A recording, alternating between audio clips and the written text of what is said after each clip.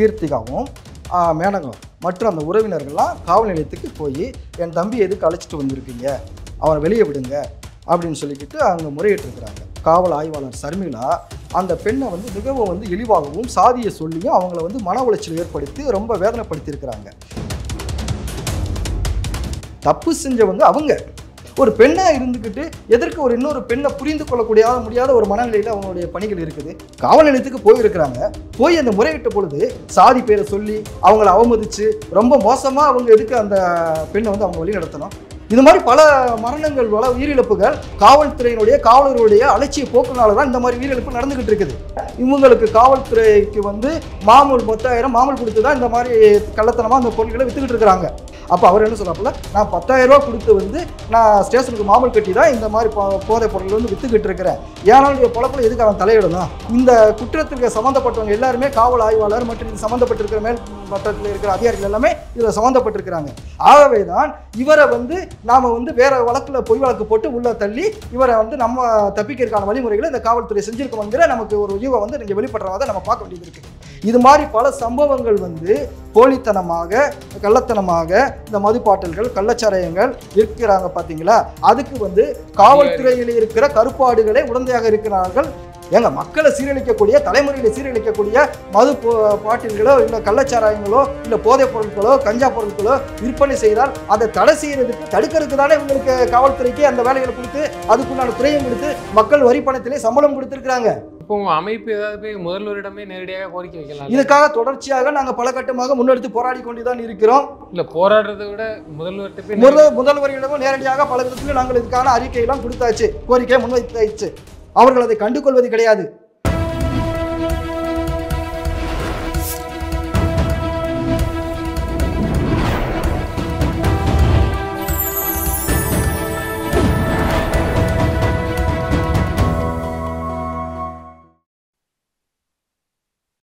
Channel 5 Tamil நேயர்களுக்கு வணக்கம். இன்றைய நேர்காணலில் நம்மோடு பேச இருப்பது மது ஒழிப்பு போராளி சுந்தர் அவர்கள் நம்மோடு இணைந்திருக்கிறார். கேட்கலாம் சார். வணக்கம் சார். வணக்கம் சார். தஞ்சையில் கீர்த்திகா என்ற ஒரு பெண்மணி வந்து உயிரிழந்திருக்காங்க. ஸ்டேஷனில் தான் காவல் நிலையத்தில் ஏதோ பிரச்சனைன்னு சொல்லிட்டு அது முழு பின்னணி என்ன சார்?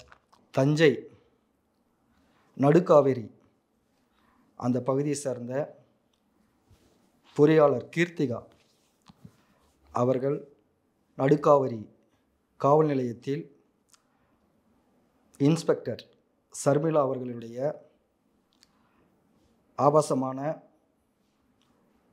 மிகப்பெரிய அந்த பெண்களை மன உளைச்சல் ஏற்படுத்தியதன் காரணமாக அக்கா தங்கை இருவரும் விஷம் குடித்து அதில் கீர்த்திகா உயிரிழந்துள்ளார். இன்று அவரது உடல் 15 நாட்களுக்கு பிறகு அரசு மருத்துவமனையிலிருந்து பெறப்பட்டு அவரது ஊரில் இன்று இறுதி அடக்கம் செய்ய உள்ளார்கள்.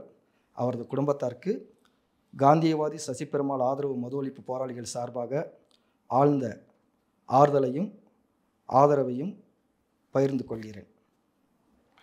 தஞ்சாவூர் நடுக்காவேரி என்கிற பகுதியில் ஐயா தினேஷ் என்கிற ஒரு வாலிபர், அவரது சகோதரிகள் பொறியாளர் இப்போ உயிரிழந்திருக்கிற காவேரி, மேனகா 2 பேர். இவங்களுக்கு அம்மா கிடையாது. காவல் நிலையத்தில் விசாரணைக்காக அழைத்து செல்லப்பட்டு அதில் அந்த கீர்த்திகா உயிரிழந்திருக்கிறான ஒரு தகவலை வந்து நம்ம எதுக்காக இந்த சம்பவம் நடந்தது அப்படின்னு சொன்னால், நடுக்காவேரி அந்த பகுதியில் வந்து பேருந்து நிறுத்தம் அருகில் ஒரு பெட்டி கடையில் வந்து கள்ளத்தனமாக மதுபான பாட்டில்கள் விற்பனை செய்யப்படுகிறது மற்றும் தடை செய்யப்பட்ட குட்கா போன்ற பொருட்கள் அது விற்பனை செய்யப்படுகிறது. அப்போ இதனால் வந்து அந்த பகுதியில் பள்ளிக்கு கல்லூரிக்கு செல்ல இருக்கக்கூடிய மாணவர்கள் மற்றும் பொதுமக்களுக்கு பலவித இடையூறுகளும் பலவித தொந்தரவுகளும் இருக்குது. அப்போ இந்த சூழலில் இப்போ உயிரிழந்திருக்கிறாங்க பார்த்தீங்களா கீர்த்திகா, அவரது சகோதரர் ஐயா தினேஷ் என்பவர் வந்து அங்கே புகார் கொடுத்துருக்குறாங்க காவல்துறைக்கு. இவங்க மேலே இந்த மாதிரி வந்து மது பாட்டில் வந்து விற்கிறதுனால பலவித எங்களுக்கு சிரமங்கள் இருக்குது, ஆகவே அவங்கள வந்து உரிய முறையில் விசாரணை நடவடிக்கை எடுங்க அப்படின்னு சொல்லி அவங்க மீது வந்து அங்கே முறையாக வந்து அவங்களுக்கு புகார் கொடுத்துருக்குறாங்க. அப்போ புகார் கொடுத்ததுக்கு பிறகு எப்படி நம்ம மீது புகார் கொடுத்தீங்க அப்படின்னு சொல்லிக்கிட்டு இவங்க மீது வந்து சண்டை சச்சரவுகள் போட்டிருக்காங்கன்னா, ஒரே ஊர் தான், ஒரே தெருவு தான், உறவுக்குள்ளே தான் அவங்க இருக்கிறாங்க. அப்போ அந்த மதுப்பாட்டில் விற்கக்கூடியவர்கள் வந்து இவங்க மீது ரொம்ப சண்டை சச்சரவு போட்டிருக்கிறாங்க. இந்த சூழலில் கடந்த 8ஆம் தேதி அவரை வந்து காவல் நிலையத்துக்கு அழைத்து செல்லப்பட்டிருக்கிறாங்க. 7ஆம் தேதி ஐயா தினேசுங்கிறவருடைய தாய்மாமன் வந்து இறந்து போயிட்டாங்க. இறந்து போன அந்த சூழலை வந்து அவருக்கு அடக்கம் செய்வதற்கான வேலைகளை வந்து, ஏன்னா இவர் தாய்மாமன் சொல்லும்பொழுது பக்கத்து ஊருக்காரங்க அதற்குண்டான சொந்த உறவுகள் எல்லாம் போய் அங்கே பேருந்து நிறுத்தத்தில் போய் ஒரு 40 பேர் நின்றுருக்கிறாங்க. அப்போ காவல் நிலையத்தில் இருந்து வந்து ஸ்டேஷனுக்கு வாங்க அப்படிங்கிற முறையில் விசாரிச்சுட்டு போயிருக்கிறாங்க. விசாரிப்புக்கு வேணும் அப்படின்னு அழைச்சிட்டு போயிருக்கிறாங்க. அப்போ அந்த காவல் நிலையத்தில் அழைச்சிட்டு போன உடனே இவங்க சகோதரிகள் இருக்கிறாங்க பாருங்கள், ஐயா தினேசனுடைய சகோதரிகள் கீர்த்திகாவும் மேனகம் மற்றும் அந்த உறவினர்கள்லாம் காவல் நிலையத்துக்கு போய், என் தம்பி எதுக்கு அழைச்சிட்டு வந்திருக்கீங்க, அவனை வெளியே விடுங்க, எனக்கு நாளை மறுநாள் வந்து நிச்சயதார்த்த வரை இருக்குது அப்படின்னு சொல்லிக்கிட்டு அங்கே முறையிட்டிருக்கிறாங்க. அப்போ முறையிட்ட சமயத்தில் அங்கே பணியில் இருந்த காவல் நிலையத்தினுடைய அந்த காவலாளர்கள் மற்றும் காவல் ஆய்வாளர் சர்மிளா அந்த பெண்ணை வந்து மிகவும் வந்து இழிவாகவும் சாதியை சொல்லியும் அவங்கள வந்து மன உளைச்சல் ஏற்படுத்தி ரொம்ப வேதனைப்படுத்தியிருக்கிறாங்க. அப்போ இவங்க வந்து ரொம்ப மன உளைச்சலாகி மட்டும் பொறியாளர் பட்டதாரி அந்த பெண்ணு கீர்த்தியாங்கிறவங்க, என் தம்பி மீது நீங்கள் பொய் வழக்கு போட்டிருக்கிறீங்க, அவரை வந்து ஒழுங்காக வெளியே விடுங்க, எங்களுடைய தாய்மாமனுடைய அந்த இறப்பு காரியங்கள் வரை செய்ய வேண்டியது இருக்குது, நாளை மறுநாள் வந்து கல்யாண வேலைகளை வந்து நிச்சயதார்த்த வேலைகள் வந்து செய்ய வேண்டியது இருக்குது, ஏற்கனவே வந்து இதனால் வந்து 2 முறை வந்து தடை செய்யப்பட்டிருக்குது, நீங்கள் வந்து என் தம்பியை வந்து வெளியில் விடுங்க அப்படிங்கிட்டு அவங்க முறையிட்டிருக்கிறாங்க. அதை வந்து அவங்க பொருட்படுத்தாமல் அந்த 2 பெண்கள் மீது மிகவும் மன உளைச்சல் ஏற்படுத்தும் விதத்தில் ரொம்ப கடினமான வார்த்தைகளை சொல்லி அவங்களை அவமதிச்சிருக்கிறாங்க, சாதியை சொல்லி திட்டியிருக்கிறாங்க. அப்போ அவங்க விஷப்பாட்டில் வீட்டுக்கு போய் விஷப்பாட்டில் எடுத்துகிட்டு வந்து, என் தம்பியை விடுறீங்களா இல்லை நான் இங்கேயே வந்து விஷம் குடிச்சிட்டு நான் சாக போகிறேன் அப்படின்னு சொல்லிக்கிட்டு அவங்கள்ட்ட சொல்லியிருக்கிறாங்க. நீ செத்தா போய் சா அப்படின்னு சொல்லி அவங்கள ரொம்ப மன உளைச்சல் மேலே ஏற்படுத்தியிருக்கிறாங்க. அந்த சூழலில் தான் கீர்த்திகாவும் மேனகாவும் விஷம் குடிச்சிருக்கிறாங்க. அப்போ போலீஸ் ஸ்டேஷன்லேயே விஷம் குடித்த பிறகு அங்கே இருந்த மற்றவங்க உறவினர்கள் இருக்கிறாங்க பார்த்தீங்களா, அவங்க போய் சொல்லியிருக்கிறாங்க, அவங்க 2 பேரும் விஷம் குடிச்சிட்டாங்க மேடம், அவங்களுக்கு ஹாஸ்பிட்டலுக்கு கொண்டு போகிறதுக்கான வேலைகளை பாருங்கள் அப்படின்னு சொல்லும் பட்சத்தில் அவ சும்மா நாடகம் ஆடுறாங்க அப்படின்னு சொல்லிட்டு அவங்களை கண்டுக்கிறாதீங்க அப்படின்னு சொல்லி ரொம்ப அலட்சியப்படுத்தியிருக்கிறாங்க. அந்த விஷம் குடிச்சு கிட்டத்தட்ட 1/2 மணி நேரத்திற்கு மேலாகவே அந்த காவல் நிலையத்தில் 3 ஜீப்புகள் இருந்திருக்குன்னு சொல்கிறாங்க. இவங்க உடனடியாக கூட அவங்கள அழைச்சிட்டு போயிருந்தா கூட மருத்துவமனையில் சேர்த்து அவங்கள வந்து உயிர் பழைக்க வச்சிருக்கலாம். இவங்க அப்பவும் ரொம்ப அலட்சியப்படுத்தினதில் வந்து போகும்பொழுதே அதில் ஒருத்தவங்க அங்கேயே வந்து மரணிச்சிட்டாங்க. அவங்க தான் கீர்த்திகா பொறியாளர். மருத்துவமனையிலேயே அவங்க ஒருத்தவங்க தீவிர சிகிச்சையில் இருக்கிறாங்க மேனகாங்கிறவங்க, இந்த பெண்ணை இறந்து போயிட்டாங்க. அப்போ ஊர் மக்கள் எல்லாமே 1-2 இதுக்கு காரணம் வந்து அந்த ஆய்வாளர் சர்மிளா மற்றும் அந்த காவல் நிலையத்தில் பணிபுரிந்தவர்களுடைய அலட்சியம்தான் அப்படின்னு சொல்லி அந்த மக்கள் எல்லாம் போராடி அவங்க உடலை வாங்க மாட்டோம் அப்படின்னு சொல்லி அவங்க அந்த ஊரில் வந்து நேற்று வரை போராடி கொண்டிருக்கிறார்கள். இதுக்கு சம்பந்தமாக உயர்நீதிமன்றம் மதுரை உயர்நீதிமன்றத்தில் வழக்கு தொடுக்கப்பட்டு அரசு தரப்பில் சில கோரிக்கைகளை வந்து அவங்க முன்வைத்தாங்க.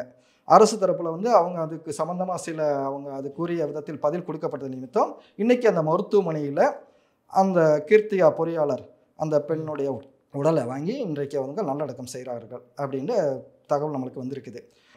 இதில் அந்த உயிர் பலியான கீர்த்திகாவுடைய சகோதரர் அவருடைய அந்த வாக்குமூல தகவலை வந்து நாம் கிடைக்கப்பட்டதை வச்சு நான் இங்கே சில பதில்களை நான் இங்கே பகிர இருக்கிறேன்.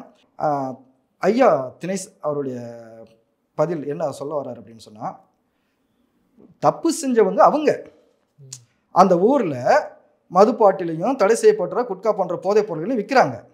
அப்போ அவங்க மேலே வந்து இவரை வந்து புகார் கொடுக்குறாங்க. யாருக்கிட்ட? சிபிசிஐடி கிட்டே அவர் புகார் கொடுக்குறாரு. அந்த புகார் கொடுக்கும் பொழுது அவங்க மீது நடவடிக்கை எடுக்கிறத விட்டுவிட்டு இவங்க புகார் கொடுத்தவங்க மீது நடவடிக்கை எடுக்கிறாங்க. அப்போ இதனால் வந்து இப்போ பாதிப்பு யாருக்கு வந்திருக்குது அப்படின்னு பார்த்தா, இந்த தினேஷுடைய சகோதரி உயிரிழந்திருக்கிறாங்க. அந்த குடும்பமே இன்னைக்கு வந்து நிலை குலைந்து போயிருக்குது. ஊரே வந்து இந்த குடும்பத்துக்கு வந்து ஆதரவாக நிற்கிறாங்க. தப்பு செய்யாதவங்க மேலே நீங்கள் எதுக்கு பொய் வழக்க போட்டு அவங்கள வந்து இந்த மாதிரி வந்து நீங்கள் மிகப்பெரிய ஒரு சீரழிவுக்கு ஏற்படுத்தியிருக்கிறீங்க. அந்த குடும்பமே இன்னைக்கு நிலை குலைஞ்சு போச்சு. அவங்க அந்த காவல் நிலையத்தில் வந்து பணியில் இருந்தவங்களும் ஒரு ஆய்வாளர், அவங்களும் ஒரு பெண்ணு தான். கொஞ்சம் அதாவது பெண் என்றால் சொல்லுவாங்களே, பெண் என்றால் பேய்க்கே வந்து பேய மனம் இறங்கும் அப்படின்னு சொல்லுவார்கள். ஒரு பெண்ணாக இருந்துக்கிட்டு எதற்கு ஒரு இன்னொரு பெண்ணை புரிந்து கொள்ளக்கூடிய முடியாத ஒரு மனநிலையில் அவங்களுடைய பணிகள் இருக்குது. காவல் நிலையத்துக்கு போயிருக்கிறாங்க. போய் அந்த முறையிட்ட பொழுது சாதி பேரை சொல்லி அவங்கள அவமதித்து ரொம்ப மோசமாக அவங்க எதுக்கு அந்த பெண்ணை வந்து அவங்க வழி நடத்தணும்? ஏற்கனவே கூட வந்து காவல் நிலையத்தில் சாத்தான்குளத்தில் தந்தை மகன் வந்து லாக்அப் எடுத்து மரணம் நடந்தது வந்து நாடே மிகப்பெரிய ஒரு கொந்தளிப்பு நடந்துச்சுங்களா இல்லைங்களா? அதுக்கு காவல்துறையுடைய அத்துமீறல் தானே. ஜெயராஜ் ஃபெனிக்ஸ் அந்த இரட்டை கொலை வந்து மறந்து விட முடியுமா? இது மாதிரி பல மரணங்கள், பல உயிரிழப்புகள் காவல்துறையினுடைய காவலர்களுடைய அலட்சிய போக்குனால தான் இந்த மாதிரி உயிரிழப்பு நடந்துகிட்டு இருக்குது. அன்றைக்கு வந்து அவர் வந்து கல்யாண வேலை வந்து தன்னுடைய சகோதரிக்கு நிச்சயதார்த்த வேலைகள் வந்து 12ஆம் தேதி அதுக்குண்டான வேலைகள் இருக்கும்போது அவருடைய தாய்மாமன் வந்து 7ஆம் தேதி மரணிச்சிட்டாரு. அப்போ அதனுடைய இறுதி செய்ய வேண்டிய பணிகளை செய்ய வேண்டியது இருக்குது, தன்னுடைய தங்கச்சிக்கு நிச்சயதார்த்த வேலைகள் செய்ய வேண்டியது இருக்குது. அப்படிங்கிற முன்னெடுப்பு பணிகள் இருக்கிற அந்த சூழலில் இவங்க அந்த புகார் கொடுத்ததை சொல்கிறாங்க பார்த்தீங்களா, அந்த இது கள்ளத்தனமாக அந்த மதிப்பாட்டில் சாராயம் போகிற விற்றுருக்காங்கல்ல, அந்த சார்ந்து இருக்கிற அந்த குடும்பத்தை சார்ந்த ஒரு எதிர் வீட்டு பெண்மணி இவரை வந்து அநாகரிகமாக திட்டியிருக்கிறாங்க.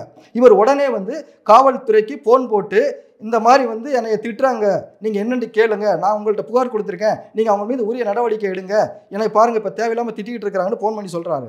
அப்போ சொல்லும்பொழுது அவர் எதிரே இருந்த அந்த காவல்துறை அதிகாரி என்ன சொல்கிறாப்புன்னு சொன்னால், நீங்கள் புகார் கொடுக்கப்பட்டதில் வந்து அந்த மதுப்பாட்டில் வந்து விற்பனைங்கிற செயலில் வந்து புகாரில் சேர்த்துக்கிறாதீங்க, உங்களுக்குள்ளே இருக்கக்கூடிய ஒரு சண்டை சச்சரவுன்னு மட்டும் புகார் கொடுங்க, இது மேலிட வரை இதில் வந்து சம்மந்தப்பட்டிருக்கிறனால வந்து நாங்கள் உரிய நடவடிக்கை எடுக்க முடியாது, நான் சொல்கிறத கேளுங்க அப்படின்னு சொல்லிட்டு இவருக்கு வந்து சில பதில்களை வந்து இப்படி பண்ணுங்க அப்படின்னு சொல்லியிருக்கிறாங்க. அந்த மேலிடங்கிறது மேலிட காவல்துறை அவர் சொல்ற, அவர் பேரே சொல்லியிருக்கிறாரு. என்ன பேர்? அவர் பேர் வந்து சிபிசிஐடி சசிகுமார் கிட்ட நான் ஃபோன் பண்ணிட்டு பேசினேன் அப்படிங்கிற மாதிரி அவர் வாக்குமூலம் கொடுத்திருக்கிறாரு. யாரு? ஐயா தினேஷ்ங்கிறவர். அப்போ எப்படி அப்படின்னு சொன்னா, இந்த ஊர்ல நடுக்காவரியில இந்த மதுப்பாட்டில் மற்ற இந்த போதை குட்கா போன்ற பொருள் வித்துருக்காங்க பாத்தீங்களா, இவங்களுக்கு காவல்துறைக்கு வந்து மாமூல் 10,000 மாமூல் கொடுத்து தான் இந்த மாதிரி கள்ளத்தனமா அந்த பொருட்களை வித்துக்கிட்டு இருக்கிறாங்க. இது எப்படி வருதுன்னு சொன்னா, இது வந்து தினேஷ் தான் அந்த வாக்குமூலத்துல வந்து சொல்றாங்க. இவர் காவல் நிலையத்துக்கு அழைத்து செல்லப்பட்ட பிறகு அங்க லாக்அப்ல வச்சிருக்கிறாங்க. லாக்அப்பில் வச்ச பிறகு இவங்க ஊர் நாட்டாமைன்னு சொல்லுவாங்க, அந்த பகுதியில் ஊர் நாட்டாமை ஊர்க்காரங்களும் போய் ஒன்று சேர்ந்து அந்த புகார் வந்து அவங்க கொடுத்துருக்குறாங்க பார்த்தீங்களா, அந்த போதைப் பொருள் விட்டுறவங்க அவங்க எப்படி கொடுத்துருக்குறாங்கன்னு சொன்னால், தினேஷுங்கிறவங்க எங்கள் அம்மாவை வந்து அடிச்சிட்டாங்க அப்படின்னு சொல்லி ஒரு புகார் கொடுத்து இவர் மேலே வந்து ஒரு பொய் வழக்கா போட்டு உள்ளே வச்சு அவரை சிறையிருப்பு பண்ணியிருக்கிறாங்க. ஏப்பா இவர் மேலே ஒரே தப்பு கிடையாது, நீ எதுக்கு பொய் புகார் கொடுத்த? அவன் தங்கச்சியுடைய நிச்சயதார்த்த வேலைகள் வேறு நடந்துகிட்டு இருக்குது, அவங்க மாமாவுடைய இறுதி காரியங்கள் வேறு நடந்துகிட்டு இருக்குது, இந்த நேரத்தில் உனக்கு தேவையா அப்படின்னு சொல்லி அவங்க முறையிட்டிருக்கிறாங்க. ஊர்க்காரங்க எல்லாருமே சேர்ந்து அவங்கள்ட்ட போய் முறையிட்டிருக்கிறாங்க. அப்போ அவர் என்ன சொல்லப்பல, நான் 10,000 ரூபா கொடுத்து வந்து நான் ஸ்டேஷனுக்கு மாமூல் கட்டி தான் இந்த மாதிரி போதைப் பொருள் வந்து வித்துக்கிட்டு இருக்கிறேன், ஏனாலுடைய பொழப்பில் எதுக்கு அவன் தலையிடணும் அப்படின்னு சொல்லி அவங்க சொல்லியிருக்கிறாங்க. அப்போ என்னுடைய இதில் வந்து அவன் இனிமேல் எதுவும் தலையிட மாட்டேன் அப்படின்னு சொல்லுங்க, நான் வந்து அந்த புகாரை வாபஸ் வாங்கிக்கிறேன் அப்படின்னு அவர் சொல்லும் பொழுது, அவர் சிறையிருப்புக்கு உள்ள இருந்த அந்த தினேஷ்ட போயிட்டு நாட்டாம போய் பேசியிருக்கிறாப்புல, தம்பி என்னப்பா அப்படி சொல்கிறான்னு சொல்லும்போது, சரி எது எப்படி போனாலும் இருக்கட்டும், என்னுடைய சகோதரியுடைய நிச்சயதார்த்த வேலையை நான் பார்க்கணும், அதனால வந்து நான் இப்போ அந்த வேலையில நான் கவனம் செலுத்த வேண்டியது இருக்குது, எனக்கு அவங்களுக்கு எந்த சம்மந்தம் இல்லை, நான் வாபஸ் வாங்கிறோம் அப்படின்னு அவர் வந்து சொல்லிட்டாப்புல. ஏன்னா இந்த மாதிரி சூழலை வந்து தாய் இல்லாத பிள்ளை, இவருடைய கடினமான பல உழைப்புகள் மத்தியில் தான் சகோதரிகளை படிக்க வச்சிருக்காப்புல, குடும்பத்தை பார்த்துக்கிட்டு இருக்கிறவங்க சொல்கிறாங்க. அப்போ அந்த கல்யாண வேலை இருக்குது, மாமாவுடைய இறுதி காரியங்கள் இருக்குன்னு சொல்லிட்டு அந்த நேரத்தில் தானே அவங்க வெளியில் வந்து செய்ய வேண்டிய வேலைகள் இருக்குன்னு சொல்லிட்டு அதை நான் புகார் வாபஸ் வாங்கிறேன் அப்படின்னு சொல்கிறாப்புல. அப்படி இருக்கும் பொழுது இவங்க வந்து சரி நீங்கள் சமரசம் ஆகிட்டீங்களா, போங்க அவங்க வேலையை பாருங்கள் அப்படின்னு சொல்லிக்கிட்டு முடிவு பண்ணலாம்ல. ஆனால் அவங்கள வெளியிடாமல் அவங்க என்ன சொல்கிறாங்க, சர்மிளாவும் டிஎஸ்பி அருள்வர்மனும் சொல்லாமல் நாங்கள் வெளியிட முடியாது அப்படின்னு சொல்லிக்கிட்டு காவல் நிலையத்தில் அவர் வெளியிடாமல் அவரை வந்து சிறையிருப்பு பண்ணியிருக்கிறாங்க. இது ஒரு கடினமான ஒரு மோசமான ஒரு மன உளைச்சல் ஏற்படுத்துகிற ஒரு இது. அதாவது ஏன்னு சொன்னால், இந்த குற்றத்திற்கு சம்மந்தப்பட்டவங்க எல்லாருமே காவல் ஆய்வாளர் மற்றும் இது சம்மந்தப்பட்டிருக்கிற மேல் மட்டத்தில் இருக்கிற அதிகாரிகள் எல்லாமே இதில் சம்மந்தப்பட்டிருக்கிறாங்க. ஆகவே தான் இவரை வந்து நாம் வந்து வேற வழக்கில் பொய் வழக்கு போட்டு உள்ள தள்ளி இவரை வந்து நம்ம தப்பிக்கிறதுக்கான வழிமுறைகளை இந்த காவல்துறை செஞ்சிருக்கோங்கிற நமக்கு ஒரு யூகம் வந்து நீங்கள் வெளிப்படுறதை நம்ம பார்க்க வேண்டியது இருக்குது. இது குறித்து ஏதாவது நீங்கள் எதுவும் மேற்கொண்டு வழக்கு எதுவும் போட்டிருக்கீங்களா? ஆமாம், இதனுடைய வழக்கு வந்து இப்போ நீதிமன்றத்தில் அங்கே உள்ள வழக்கறிஞர்கள் மூலம் அங்கே நடந்துகிட்டு இருக்கிறதாக தகவல் கொடுத்துருக்குறாங்க. இது மாதிரி பல சம்பவங்கள் வந்து போலித்தனமாக கள்ளத்தனமாக இந்த மதுப்பாட்டல்கள் கள்ளச்சாராயங்கள் விற்கிறாங்க பார்த்தீங்களா, அதுக்கு வந்து காவல்துறையில் இருக்கிற கருப்பாடுகளே உடந்தையாக இருக்கிறார்கள். அவர்களே வந்து இவர்களுக்கு உடந்தையாக இருந்து கொண்டு பல பேரழிவுகளும் பல உயிரிழப்புகளும் ஏற்படுறதுக்கு காரணமாக துணை போகிறாங்க. இப்போ ஊரில் வந்து இந்த மாதிரி அசம்பாவிதங்கள் நடக்குது, பலவித பாதிப்புகள் வருது அப்படின்னு சொல்லி போய் நம்ம காவல்துறையிட்ட புகார் கொடுத்தோம்னு சொன்னால், யார் புகார் கொடுக்குறாங்களோ அவங்கள வந்து அவங்கள்ட்ட காட்டி கொடுத்து இந்த மாதிரி ஒரு உயிர் பலிகள் ஏற்படுறது, பலவித இழப்புகள் பாதிப்புகள் ஏற்படுறதுக்கு காரணமாக இருக்கிறாங்க. இதுக்கு முன்னே நடந்த நான் சம்பவத்தை நான் சொல்ல வரேன். பிப்ரவரி மாதம் நடந்தது, 2 மாதம் ஆகுது. மயிலாடுதுறையில் முட்டம் என்கிற ஒரு பகுதி, அந்த பகுதியில் வந்து கள்ளச்சாராயம் வந்து வித்துக்கிட்டு இருக்கிறாங்க. அப்போ அந்த கள்ளச்சாராயம் வித்துக்கிட்டு இருக்கும்போது அந்த பகுதியை சேர்ந்திருக்கிற அந்த கல்லூரி மாணவர்கள் அந்த பொதுமக்கள்லாம் சேர்ந்து புகார் கொடுத்துருக்குறாங்க.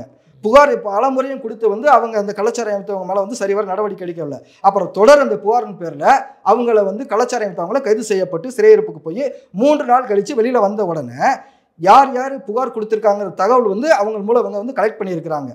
கலெக்ட் பண்ணி இவங்கள்ட்ட எப்படா என் மேலே புகார் கொடுக்க போச்சுன்னு சொல்லிக்கிட்டு வந்த உடனேயே அந்த யார் யார் புகார் கொடுத்துருக்குறாங்களோ அவங்கள்ட்ட சண்டை சச்சரவுகளில் ஈடுபட்டு அதில் 2 கல்லூரி வாலிபர்கள் 20 வயசு 21 வயசு, ஒருத்தர் பேர் ஹரிஸ் தினேஷ், இன்னொருத்தர் பேர் வந்து ஹரிஸ். அதில் வந்து ஒரு நபர் வந்து 3ஆம் ஆண்டு பிடெக் படிச்சுக்கிட்டு இருக்கிறவர், இன்னொருத்தவர் வந்து கல்லூரி பாலிடெக்னிக் படிப்பை முடிச்சுக்கிட்டு பணியில் இருக்கிறவர். 2 கல்லூரி வாலிபர்கள் இறந்துருக்காங்க. அப்போ இதனுடைய சூழலுக்குள்ள யார் காரணமாக இருக்குது? காவல்துறை. ஏங்க, மக்களை சீரழிக்கக்கூடிய, தலைமுறையில் சீரழிக்கக்கூடிய மது பாட்டில்களோ இல்லை கள்ளச்சாராயங்களோ இல்லை போதைப் பொருட்களோ கஞ்சா பொருட்களோ விற்பனை செய்தால் அதை தடை செய்யறதுக்கு தடுக்கிறதுக்கு தானே இவங்களுக்கு காவல்துறைக்கு அந்த வேலைகளை கொடுத்து அதுக்குண்டான துறையும் கொடுத்து மக்கள் வரி பணத்திலே சம்பளம் கொடுத்துருக்குறாங்க.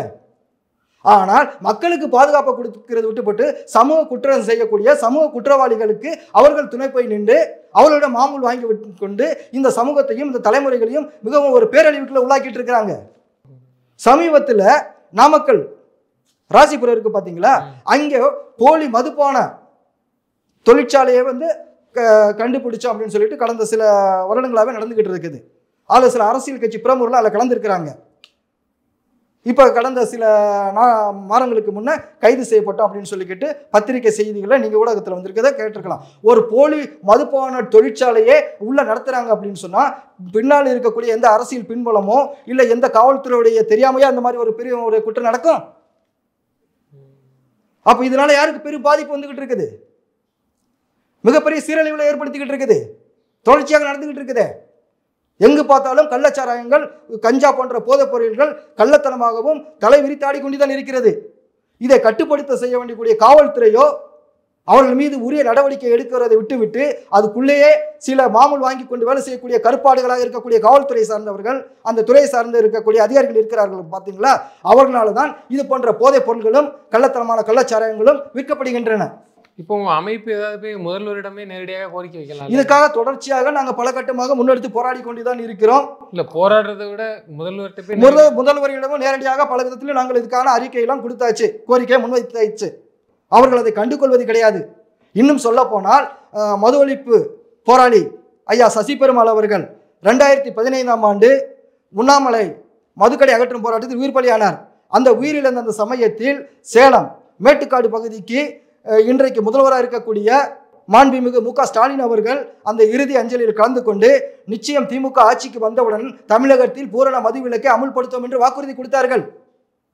அவர்கள் தான் இன்றைக்கு ஆட்சியில் இருக்கிறார்கள். நிறைவேற்றலாம் அல்லவா?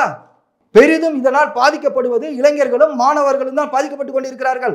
நான் சொல்ற இந்த குடும்பங்கள் எல்லாம் ரொம்ப சாமானிய குடும்பம், ஏழை குடும்பம், ஒடுக்கப்பட்ட குடும்பம். கிட்டத்தட்ட 15 நாட்கள் அந்த குடும்பம் வந்து ஊரே சேர்ந்து போராடி கொண்டு இருந்திருக்கிறது. தஞ்சாவூர் நடுக்காவரி பகுதியில் நாங்கள் உடலை வாங்க முடியாது, அந்த குற்றத்துக்கு துணை போன சர்மிளா மீது மற்ற காவலர்கள் மீது உரிய நடவடிக்கை எடுங்க, இந்த குடும்பத்துக்கு உரிய இழப்பீடு கொடுங்க அப்படிங்கிற ஒரு கோரிக்கையை முன்வைத்து நாங்கள் உடலை வாங்க மாட்டோம் என்கிற விதத்தில் கடுமையான போராட்டத்தை முன்னெடுத்தார்கள். இது பரவலாக தமிழ்நாட்டில் பெரும் ஊடகங்களில் பேச வரவும் இல்லை, யாரும் இதை பற்றி பேசவும் இல்லை. ஆகவேதான் தொடர்ந்து தங்களது இந்த நேர்காணலத்தின் வாயிலாக நான் வைக்கும் கோரிக்கை என்னவென்றால், இனிமேலும் கள்ளத்தனமாக ஆங்காங்கு விற்கக்கூடிய கள்ளச்சாராயங்கள், மதுப்பாட்டல்கள் மற்றும் நேரம் கடந்தும் இரவு நேரத்தில் டாஸ்மாக் உடைய மதுபான கடையில் அருகில் விற்கக்கூடிய அந்த மதுபான பாட்டிலுடைய விற்பனைகளை காவல்துறை நடவடிக்கை எடுத்து கடுமையாக அந்த சமூக குற்றவாளிகளை கைது செய்ய வேண்டும். இது மீது உரிய புகார்களை கொடுக்கக்கூடிய சமூக ஆர்வலர்கள் மீதோ பொதுமக்கள் மீதோ எந்தவித பாதிப்புகளும் வராத அளவிற்கு காவல்துறையும் தமிழ்நாட்டு அரசாங்கமும் பாதுகாப்பு கொடுக்க வேண்டும் என்பதை இந்த நேர்காணல் வாயிலாக நான் இங்கு பதிவு செய்கிறேன். தங்கள் கருத்துக்களை பயன்படுத்தி நன்றி. நன்றிகள்.